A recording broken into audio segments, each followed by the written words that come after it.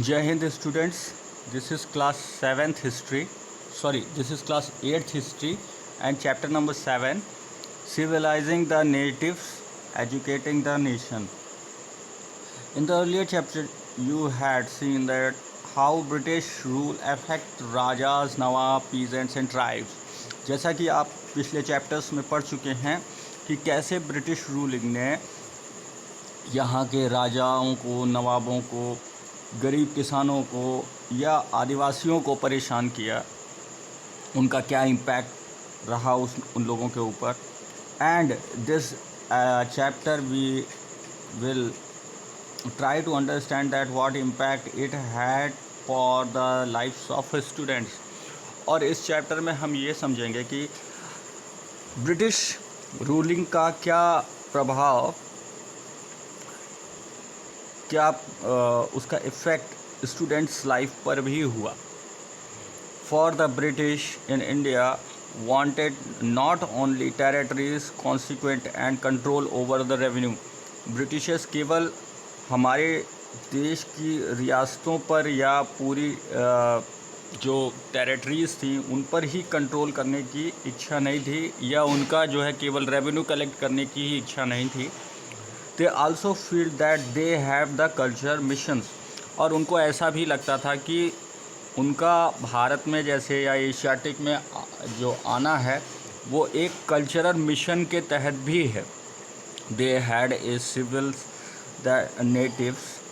civilized the natives, change their custom and values. और उनका ये भी मिशन है कि वो जो नेटिव्स लोग हैं उन लोगों को, या एशियाटिक लोग हैं उन लोगों को जो है अपने रिलीजन से, अपने वैल्यूज़ से वो सुधारें भी. what changes were to be introduced. अब इससे क्या चेंजेस आए इसको हम समझेंगे.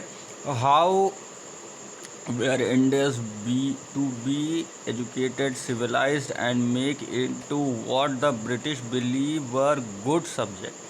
अब हम इसमें ये भी समझेंगे कि ब्रिटिशर्स किस हिसाब से इंडियंस को एजुकेट करना चाहते थे और उन्हें किस रेस्पेक्ट में सिविलाइज बनाने की कोशिश कर रहे थे. The Britishers could find no simple answer to these question. They continue to be debates for many decades. कई दशकों तक उनमें इस चीज़ को लेकर के बहुत से डिस्कशन हुए और वो इंडियन सोसाइटी को रिफॉर्म करने की अलग अलग तरीक़ों से कोशिश कर रहे थे.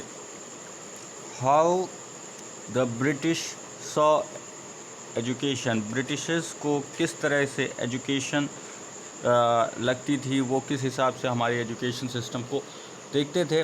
Let us look at what Britishers thought and did and how some of the ideas of education that we now take a grand evolved in the last 2000 year.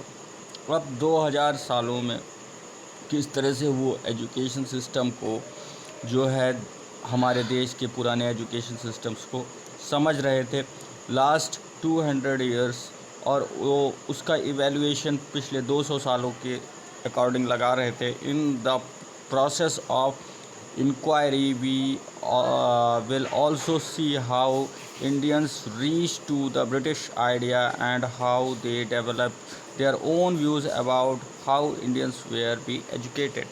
अब वो इंडियन पॉलिसीज़ को, इंडियन एजुकेशन सिस्टम जो कि पहले चला आ रहा था उसको किस हिसाब से समझ रहे थे और वो उसके हिसाब से ही अपनी एजुकेशन सिस्टम को किस तरह से यहाँ पर अप्लाई करवाना चाह रहे थे.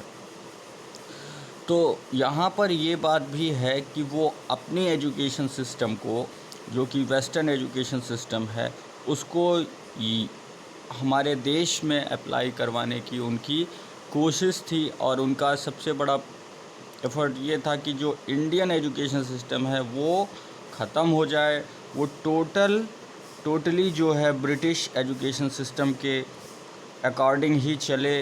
लेकिन उसमें बहुत सी कमियां भी थीं क्योंकि ब्रिटिश एजुकेशन सिस्टम हमारे इंटेलेक्चुअल नॉलेज को डेवलप करने के बजाय उनके हिसाब से इस तरह से बनाया गया था कि जिसके थ्रू हम केवल उनके पर्पस के लिए यूटिलाइज हो सकें, उनके पर्पस के लिए हम अपना कंट्रीब्यूशन दे सकें। मात्र केवल इतने ही हद तक हमें एजुकेट किया जाना चाहिए और इतने ही हद तक हमें जो है डेवलप किया जाना चाहिए ताकि हम उनकी भाषा समझ सकें, उनके काम को हम लोग इम्प्लीमेंटेट कर सकें। तो ये उनकी एजुकेशन पॉलिसी थी।